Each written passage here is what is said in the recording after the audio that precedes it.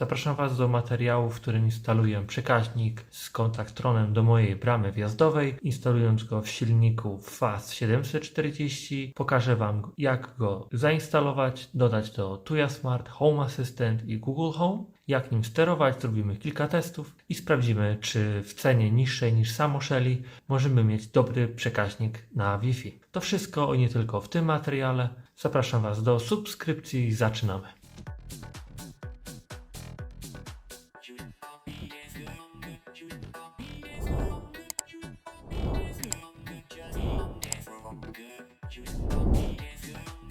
Zacznę od pokazania Wam, co mamy w pudełku, co do czego służy i jak to wykorzystamy. I ten sterownik zakupiłem za jedyne $10, więc patrząc na aktualny kurs, to jest jedynie 40 zł. I tu mamy sterownik, kontaktron na bardzo długim kablu, co wydaje się dosyć niską ceną, patrząc na to, że na przykład Shelly to już jest co najmniej 50 zł, inne sterowniki też w takich granicach, a tam nie mamy kontaktronu. Tu jest kontaktron od razu, to też działa po Wi-Fi, więc cenowo to na pewno jest dobry wybór. Więc zobaczmy, co jest w środku.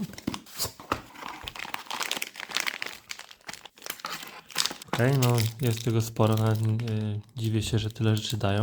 Zacznę od kabla. Ten kabel to będzie kabel zasilający, czyli od sterownika, który jest w tym pudełeczku, pójdzie to do silnika na bramie i na bramie mamy akurat 230 V, więc ten sterownik właśnie potrzebuje taką ilość, więc wszystko się zgadza, więc mamy kabel do zasilania.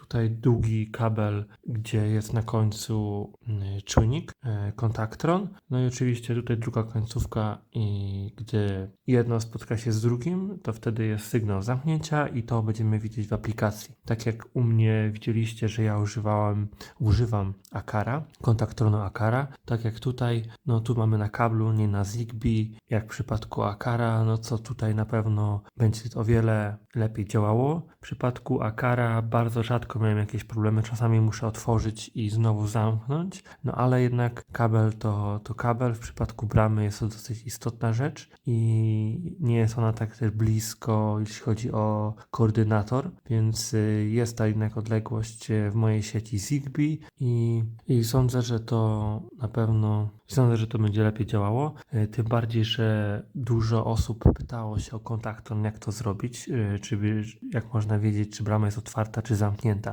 Więc dla osób, które nie mają Home Assistant i nie mają, nie wiem, sieci Zigbee, takie rozwiązanie będzie na pewno najlepsze. I ten kabel, nie wiem ile ma metrów, ale możecie teraz to zobaczyć na ekranie. Jest naprawdę długi, no i waży swoje, więc tym bardziej dziwię się, że mamy to za 40 zł jedynie. Jeśli chodzi o te rzeczy, te końcówki, no to tutaj możemy je przyczepić tymi śrubkami. No to już wtedy w ogóle się nie ruszy, ale jest też taśma dwustronna. Ja będę używał, wydaje mi się, że taśmy dwustronnej, więc to jest kolejna rzecz, co mamy. Mamy trytytki, pewnie do spinania kabli. Mamy 4 trytytki. 2 kołki i śruby, to mi się wydaje, że to jest raczej do tego sterownika. Jeszcze jakaś metalowa część. I też jakiś kątownik. Szczerze to nie wiem, do czego to by się przydało, ale dobra, zobaczmy sam sterownik. Sam sterownik jest dosyć mały. Jest to jeden z mniejszych dostępnych na rynku, jeśli chodzi o takie sterowniki. Na szynę DIN można zamieścić. Jeśli chodzi o plastik, to wydaje mi się, że ten plastik nie jest jakiś super jakościowo, ale no jest taki, powiedzmy, umiarkowany. Tu mamy od razu napisane, jak podłączyć. Widać, że dosyć prosto to jest. Jak mówiłem, 240 V. W środku mamy jeszcze manuala. Jeżeli chodzi o manual, to może to nam być potrzebne, jak podłączyć, chociaż podłączenie tego sterownika powinno być proste, bo nawet na samym sterowniku mamy wszystko napisane. Tu jest mowa o bramie garażowej, ale no, brama wjazdowa działa na takiej samej zasadzie, czyli dajemy sygnał, przynajmniej u mnie jest taka, więc musicie też spojrzeć, no, ale jeśli chodzi o ten mój silnik FAC, no to tutaj jest potrzebny sygnał, który jest wysyłany do silnika, silnik wtedy rusza, otwiera, zatrzymuje się lub zamyka, w zależności jakiej był ostatniej pozycji, więc to powinno być proste. No i co ważne, tak jak w Shelly musieliśmy zrobić, żeby to było żeby Shelly wysyłało tylko sygnał, czyli nie, że ma być cały czas prąd, tylko sygnał. Tak tutaj nic nie musimy robić, to urządzenie działa właśnie w ten sposób, czyli wysyła tylko sygnał i to wszystko. Tu mamy nasze podłączenie, od dołu idąc sensor, potem live i neutral, no i kabel do sygnału, więc wydaje mi się, że na ten kabel, o którym mówiłem, ten krótki, raczej by to było ten kabel to raczej będzie do sygnału niż do napięcia, podłączenia N-ki i L-ki. To akurat może lepiej użyć brązowy i niebieski po prostu, żeby to było kolorystycznie poprawnie. No sygnał kabla, no to jak już w moim innym filmie, gdzie podłączałem Shelly, no to wiemy, gdzie to podłączyć, więc to powinno być proste. Diagram, jak to podłączyć, znajdziecie oczywiście na ekranie. No i to urządzenie działa w Tuya, więc instalujemy Tuya Smart lub Smart Life, chociaż ja używam Tuya Smart. No i ten proces przejdziemy razem, więc to Wam jeszcze pokażę, no ale to jest dosyć proste. Podłączamy zasilanie L i N, wtedy wchodzi w parowanie to urządzenie, jeżeli nie, no to u góry mamy przycisk do resetowania i to pozwala nam wtedy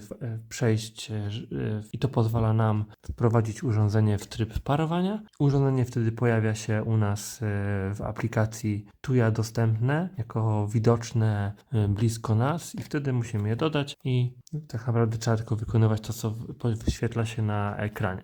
Więc jeśli chodzi o manual, to możemy odłożyć. I to było, wydaje mi się, że pokrótce warte powiedzenia, jeśli chodzi o urządzenie. Mamy również informację, że możemy sterować przez Google Assistant i Amazon Alexa urządzenie. Nie wiem, czy to będziemy próbować, ale no teraz na przykład przy bramie używam non-stop Google Asystenta do otwierania bramy wjazdowej i garażowej, więc dobrze to mieć. To urządzenie może być w 4 różnych wersjach, nie zaznaczone, które mam, ale ja mam po Wi-Fi. Na samym urządzeniu też jest to napisane i nic więcej tu na pudełku nie ma, więc możemy teraz przejść do podłączenia urządzenia do sieci i dodamy go do aplikacji. Dlaczego najpierw go chcę dodać do aplikacji? Ponieważ na dworze naprawdę chcę mieć już podłączone i od razu to dostępne, a nie na dworze będziemy jeszcze go parować, dodawać, więc lepiej to zrobić na przykład w domu. Od razu po podłączeniu można sterować bramą. Ja sobie tutaj listwę przygotowałem zasilającą. Mam również taki kabel od zasilania, gdzie na końcu mam właśnie live, neutral i uziemienie, ground. Więc co zrobimy, to akurat może wyczepię tutaj te końcówki wago i podłączę bezpośrednio, no ale najpierw to zrobię i potem podłączę do listy. To już mamy to podłączone i teraz sobie pomyślałem, że jeszcze podłączymy to, czyli nasz kontaktron do tej prawej strony. Dobra, to mamy też podłączone i teraz co zrobimy, to włączę na mojej drugiej komórce Tuya Smart. No i dobra, to teraz mamy tak, rejestrację ekranu na komórce i tego tutaj widzicie, więc co ja robię, to podłączam tego gościa do prądu. Żebym tutaj nic nie popsuł. Ok, jest podłączone. Samo urządzenie ma, widzicie, niebieski sygnał i już widzę na telefonie, że jest sterownik bramy Wi-Fi OXT. Więc to dodajemy do naszej sieci. Chwilę musimy poczekać. Mamy, dobra. I teraz to zmienimy nazwę. To będzie brama, może tak, front yard, bo teraz ja to przyniosę sobie do Home Assistant, więc tam potrzebuję, dobrze, żeby było właśnie tak nazywane jak już tam, żeby nie musiał tej nazwy zmieniać, więc jest to front yard i gate. Więc to mamy front yard gate. Klikam zakończ. Teraz powinniśmy widzieć to urządzenie i zobaczymy, jak to działa. Co widzimy, że jest otwarte. Co możemy zrobić? Możemy spojrzeć na historię, możemy otworzyć harmonogram, możemy włączyć, wyłączyć. Teraz kliknę na power, zobaczymy, czy jest jakiś, nie wiem, dźwięk, który sygnalizuje, że to włączymy. Jak słyszeliście, to jest kliknięcie i po chwili słyszymy odkliknięcie. Jedyne, co teraz widać, że ta brama próbuje cała się zamknąć, ale co się stanie? Jak to zamkniemy, teraz chcę dołożyć kontaktron. Brama nie jest zamknięta. Widzicie, jak przyłożyłem do siebie kontaktron z magnesem, czyli jedną końcówkę do drugiej, jedną część do drugiej, no to brama się zamknęła i teraz jest otwarta, więc to działa bardzo szybko, jak widzicie. Oczywiście sprawdzę, czy to w Home Assistant też tak dobrze działa, no ale tutaj momentalnie się wszystko otwiera i zamyka. Więc to działa dobrze. Jeszcze mam jakieś odliczanie.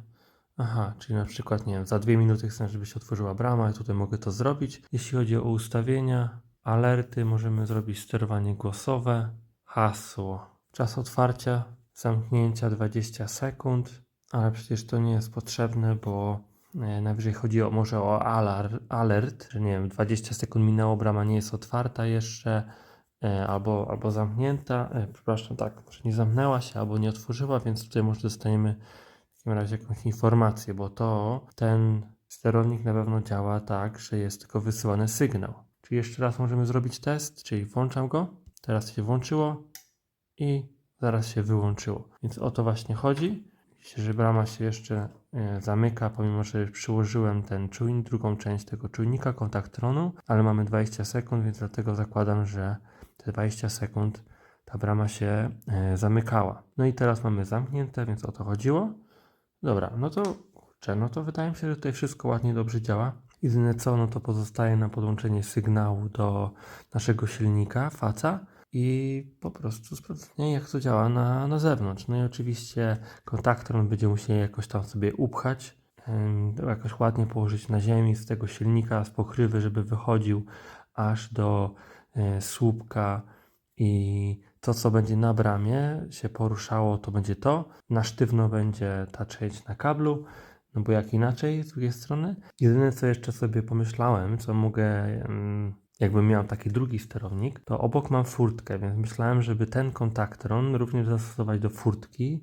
Wtedy bym był lepiej troszeczkę zabezpieczony, bo czasami ten czujnik przy furtce różnie działa. Nie jest tak niezawodny jak ten przy bramie, bo przy bramie bardzo rzadko, a ten przy furtce jednak częściej przestawał działać, czasami nie, czasami nie tak. Wydaje mi się, że to może być też zasięgiem Zigbee, ale teraz to, co widzimy, że to wszystko bardzo dobrze działa, więc wydaje mi się, że przejdę teraz na zewnątrz i po prostu podłączę ten sterownik i zobaczymy, jak to działa.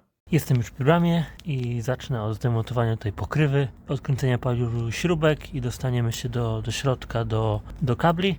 Sorry za ten bałagan, ale to jeszcze po jesieni i zima, więc jeszcze nie było sprzątane. Jak widzicie, no nie wiem czy widzicie, a nie widzicie, no jest prąd, więc trzeba go najpierw wyłączyć, więc idę do bezpieczników. Trochę widzę tutaj pajęczyn, trzeba trochę posprzątać. Działamy. Tutaj z tym podłączeniem jest taki problem, że śrubki są od spodu, więc tak naprawdę te wszystkie wtyczki, co tutaj są, trzeba najpierw wyciągnąć i wtedy odkręcić te śrubki od spodu i wtedy wkładać kable, tak jak tutaj na przykład. To jest z drugiej strony, co nie widać. O, widzicie, tu są te dziurki, tam są śrubki, je trzeba odkręcić. No i tutaj ja w przeciwieństwie do Shelly będę podłączał to do 230 V. Możecie zobaczyć, że jeszcze zdjąłem tą pokrywę, tą drugą, która była na tym i muszę to wyciągnąć i jakoś ten dół wyciągnąć i dołożyć te dwa nowe kable. Na razie Shelly nie będę wyciągał, na razie jakby coś nie działało, ale tu już mamy to podłączone, zobaczcie, ładnie. Tu już przy tym sterowniku również. To jest ojej, pomyliłem się. Tak, tutaj muszę to zamienić na tą prawą stronę i wtedy podłączam tutaj do tej głównej. Ok, było ciężko, jak widzicie wyciągnąłem tutaj całą tą wtyczkę, no i podłączyłem. W jakie miejsce to będziecie to widzieć na diagramie, który zamieszczam na filmie. Teraz to popchniemy do końca, i to by było tutaj tyle. No jeszcze tutaj do tego muszę dołączyć czujnik, ten kontaktron. Zobaczcie, jaki mam teraz na to patent. Akurat tutaj powinna być śrubka, ale tutaj akurat kabel ładnie wchodzi. Z drugiej strony będzie śrubka, tu będzie to i tutaj to zakryjemy tym. I widzicie, ładnie kabel wychodzi i teraz ja myślałem, żeby ten kabel, czyli ten na końcówkę przyczepić tutaj do góry, ale i tą końcówkę przyczepię tutaj do silnika z tyłu, a drugą część, tam gdzie jest magnes, przyczepię tutaj na tej części bramy i nie trzeba takiego długiego kabla. Zobaczcie, jaki długi kabel jest, ale to nie będzie potrzebne. Teraz tego nie będę robił, bo już jest późno, ciemno i to jest mokre, więc jutro będzie już lepsza pogoda, to wtedy to przyczepię i zobaczę, no ale na pewno muszę najpierw zobaczyć, czy w ogóle działa mi Shelly, czy albo ten nowy sterownik do bramy. Więc podłączam teraz prąd i sprawdzamy, czy nadal działa. Dobra, teraz jestem na innym telefonie, ale zobaczymy, czy to wszystko działa. Więc najpierw zacznę od pilota. Pilot widzicie, że działa. Dobra. Teraz mam Shelly, żeby to trafił. Brama i Shelly też działa. Super. Dobra, i teraz wam pokażę, jak działa Tuya Smart. To już od razu przykleiłem ten czujnik. Nie widzicie tutaj. Jedna część kablu tu idzie dołem. To tak wychodzi. No i druga część jest na bramie. I jak to teraz wygląda w aplikacji? Aplikacja jest zamknięta, jak widzicie. No i otwieramy. Zatrzymuję i poczekamy chwilę. Wydaje mi się, że można zmienić ten czujnik, jak długo się brama otwiera. Nie z 20 sekund, powiedzmy na 5, żeby to tak długo nie było, że się otwiera czy zamyka. Jak widzicie, jest otwarta i teraz klikam znowu. Zamykanie. Chodzi o czujnik, to dojechał ok, no ale czy się zamknie? Jak widzicie, to już mój czujnik tutaj u góry Akara, który jest, to już pokazał, że jest zamknięte. I jest zamknięte. No to jest moje poprzednie rozwiązanie. Czujnik Akara, niezbyt to estetycznie, a tutaj na dole fajnie, nie widać tego, jest ok. I kolejny pomysł, jaki to mam, to zamontowanie tego samego, tylko że już nie jako sterownik, tylko po prostu za 40 zł czujnik. I byłoby zamontowane do silnika i by szło tutaj dołem i do furtki, bo tutaj też mam czujnik Akara. Na kabel na pewno będzie o wiele lepiej działało, więc to dokupię sobie i też to zamontuję. Pokażę wam jeszcze, jak dodać sterownik do Home Assistant. Jest to raczej proste, jeżeli używacie już Home Assistant, to zakładam, że pewnie już to macie, bo Tuya jest bardzo popularna, ale no przejdźmy przez to, pokażę wam, jak to działa, jak to wygląda, jak jest widoczny ten sterownik. Przechodzimy do ustawień, następnie integrację. Jeżeli jeszcze tego nie macie, no to musicie zainstalować integrację Tuya. Jeżeli nie macie integracji Local Tuya, którą chyba bardziej wam polecam niż tą Tuya, no to wtedy musicie mieć Haxa i w Haxie musicie zainstalować, wyszukać Tuya i wtedy możecie zainstalować Local Tuya. Jeśli chodzi o same Tuya, no to tutaj wchodząc na integrację, 3 kropeczki, wczytaj ponownie, jak już mam zainstalowane Tuya i wtedy urządzenia są odświeżane, które są na moim koncie i te urządzenia po prostu widzę. Jeżeli chodzi o mój nowy sterownik, to nazwałem go Frontier Gate i jak widzicie, taką też nazwę ma, więc klikam w niego i to, co widać tutaj, to jest to nazwane drzwi jako brama garażowa, więc no jest to ok. To wszystko można sobie zmienić w ustawieniach NC. Jeżeli chodzi o otwarcie, no to kliknę teraz, zobaczymy, co się dzieje. I teraz jak przejdę, to zobaczycie, o tak, to brama jest otwarta, to jest mój czujnik, który mam, czujnik Akara, który widzieliście na materiale. On wskazuje, że jest brama otwarta, i tutaj czujnik na sterowniku też pokazuje, że brama jest otwarta. Minęło już pewnie ten czas, który tam ustawiony, to 20 sekund, więc to jest otwarte i chwilę jeszcze może poczekam. Dobra, ok. No i teraz chcę zamknąć, więc klikam w dół i brama powinna się zamykać. Teraz czekamy, aż brama się zamknie i tutaj nasza ikonka powinna przedstawiać garaż zamknięty i mamy garaż zamknięty. Ok. Widzę też, że Akara też już zarejestrowała, że się zamknęło. Wszystko poprawnie. Jedno, drugie działa bardzo dobrze, chociaż no na pewno ten kabel może być lepszy. Jak widzieliście, jak to mnie wygląda, no zakładam, że kiedyś ta bateria, nie wiem, co rok, co dwa co półtora muszę ją wymieniać. Zazwyczaj jak jest tak zimno, no to baterie tak nie trzymają długo, ale mając na kabelu wszystko powinno być w porządku, więc tutaj wszystko ładnie, dobrze działa. Kolejną rzeczą, którą mogę wam pokazać, którą ja będę preferował w używaniu tego urządzenia, to dodanie tego urządzenia do Google Home i głosowe otwieranie, zamykanie tej bramy. Więc teraz przejdę do nagrywania ekranu komórki i spróbujemy dodać to. Nagrywam już ekran komórki, przechodzę do Google Home. Google Home musicie dodać w ogóle Tuya, bo Tuya może być dodana tutaj jako urządzenie, jako konto, więc musicie najpierw mieć to dodane. Ja tutaj zobaczę, że tak, chcę dodać nowe urządzenie, współpracuję z Google Home i wtedy możecie tutaj na dole wybrać Tuya Smart, tak jak ja na przykład, jak ja tutaj mam i trzeba będzie podać oczywiście login, hasło i to zostanie i wtedy Tuya Smart zostanie dodane i będziecie widzieć swoje urządzenia. I ja na przykład wchodząc no to akurat nie mogę zrobić, ale jak dodamy wtedy urządzenie, to co musimy zrobić, to synchronizować swoje urządzenia. Więc wtedy trzeba powiedzieć taką komendę. Ja to napiszę.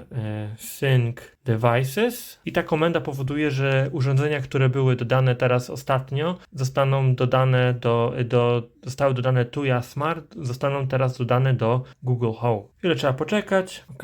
Zakładam, że to już poszło, więc teraz wchodzę z powrotem. I tutaj mam dodane, jak widzicie, to. I trzeba wpisać PIN. Coś poszło nie tak. Nie pamiętam, żebym dodawał jakiś PIN do tego urządzenia. Dobra, kazał jakieś hasło wpisać, więc dobra. Ustaliłem PIN, kliknąłem i brama się otwiera. Możecie widzieć to w Home Assistant, że brama została otwarta. OK. I teraz, dobra, jak klikam w Google Home, to działa. Co się stanie, jak powiem głosowo, żeby... O, mamy, że jest otwarte i teraz powiem głosowo, żeby zamknął. Close front yard gate. O, i widzicie, że zrozumiał to, co powiedziałem. I brama się zamyka.